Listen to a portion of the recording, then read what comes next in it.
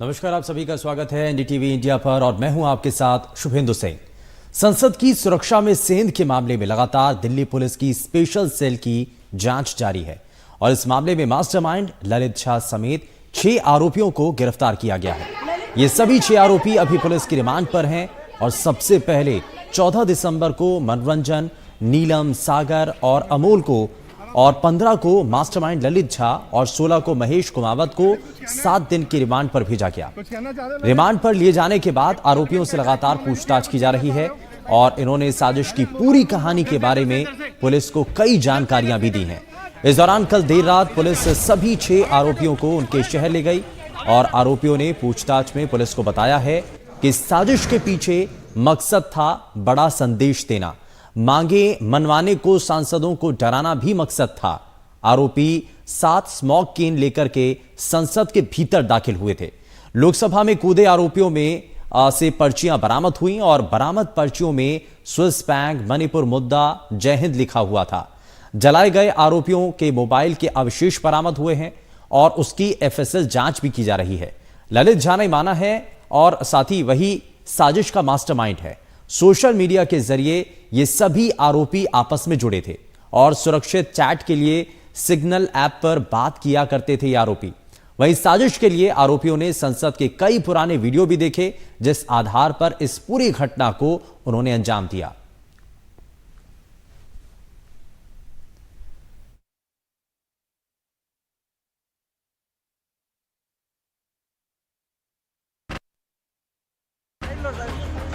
संसद में सुरक्षा सेनने के मामले में सागर, नीलम, अमोल, मनोरंजन और ललित पहले ही गिरफ्तार हो चुके हैं। दिल्ली पुलिस की स्पेशल सेल ने बताया कि महेश कुमावत भी इस मामले में बाकी आरोपियों जितना ही भागीदार है। सभी 6 आरोपी काफी लंबे समय से साजिश रच रहे थे। नीलम के माता पिता ने पटियाला हाई कोर्ट में अर्जी दी है। ना तो उन्हें नीलम से मिलने दिया जा रहा है और ना ही एफआईआर कॉपी मिली है। कोर्ट ने दिल्ली पुलिस को इस मामले में नोटिस जारी किया है। इस मामले की अगली सुनवाई 18 दिसंबर को होगी।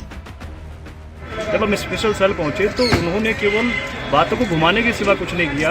उनको हमने बताया भी कि एटलीस्ट हमें मिलने दिया जाए और कॉपी ऑफ एफआईआर हमें दी जाए, लेकिन उन्होंने कुछ भी नहीं दिया। आम बच्चे परेशान हैं, बेरोजगार हैं, तो ऐसे कदम गलते उसमें ठा जा सका है। भी जो बेरोजगार बच्चे हैं, इतने पढ़े लिखे हैं, भी कहीं सरकार की भी गलती है, रोजगार नहीं दे रही। दिल्ली पुलिस स्पेशल सेल की एक टीम ललित झा को लेकर राजस्थान के नागौर पहुंची, जहां ललित ने सभी फोन जलाने का दावा किया था।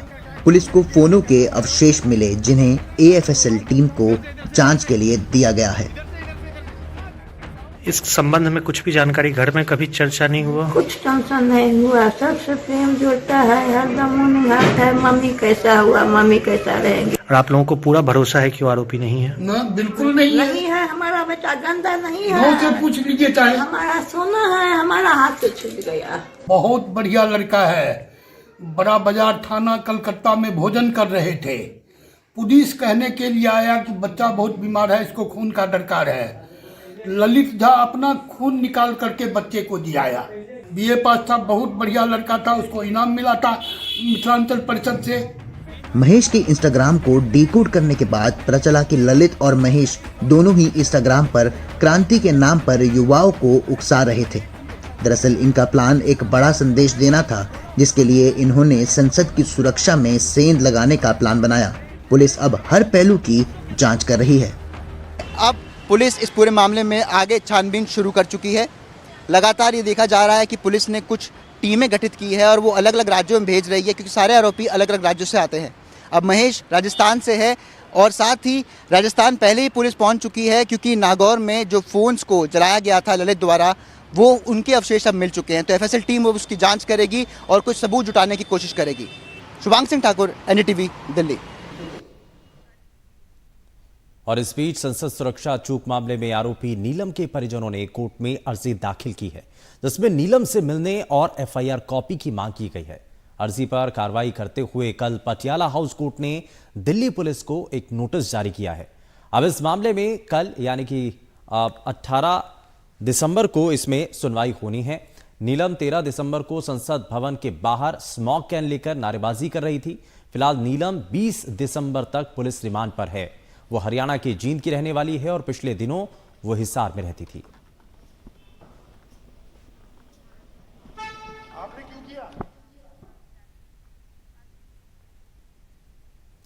संसद सुरक्षा में हुई चूक पर कांग्रेस नेता राहुल गांधी का पहला बयान सामने आया। राहुल गांधी ने कहा कि संसद में जो हुआ उसके पीछे की वजह बेरोजगारी और महंगाई है। साथ ही उन्होंने कहा कि पीएम मोदी की नीतियों के चलते देश के युवाओं को रोजगार नहीं मिल पा रहा है। इस घटना के पीछे भी यही कारण है। राहुल गांधी के बयान के बाद बीजेपी ने भी उन पर पलटवार किया। केंद्रीय मंत्री हरदीप पुरी ने कहा कि राहुल गांधी के बयानों पर लोग हंसते हैं। बीजेपी प्रवक्ता शहजाद पूनावाला ने कहा कि पहले भी ऐसी घटनाएं हुई हैं, लेकिन कभी इन पर राजनीति नहीं हुई। साथ ही उन्होंने कहा कि राहुल गांधी अपरिपक्व नेता हैं। इस घटना का मकसद सिर्फ संसद को आतंकित करना था। सुरक्षा ब्रीच हुई है वो है, बट क्यों हुई? जो देश में सबसे बड़ा मुद्दा है, बेरोजगारी का मुद्दा, जो पूरे देश में उबल रहा है, मोदी जी की पॉलिसीज के कारण हिंदुस्तान के युवाओं को रोजगार नहीं मिल रहा है। तो ब्रीच जरूर हुई है, बट इसके पीछे कारण बेरोजगारी है और महंगाई है।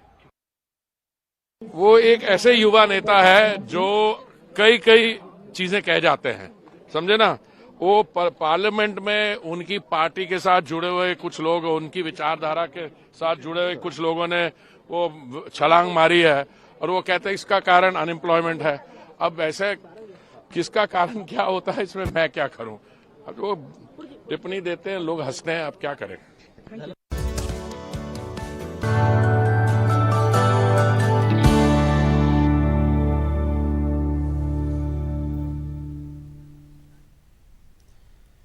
पंजाब पुलिस लगातार एक्शन मोड में है।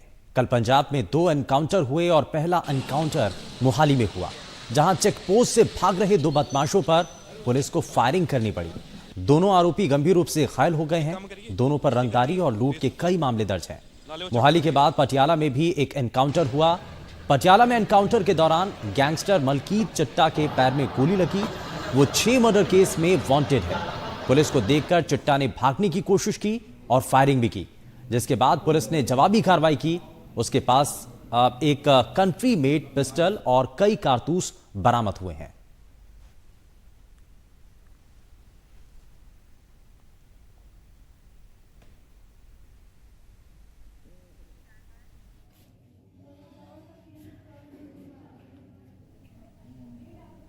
उत्तर प्रदेश के सोनभद्र जिले की एक रेप पीड़ित को 9 साल के बाद इंसाफ मिला है।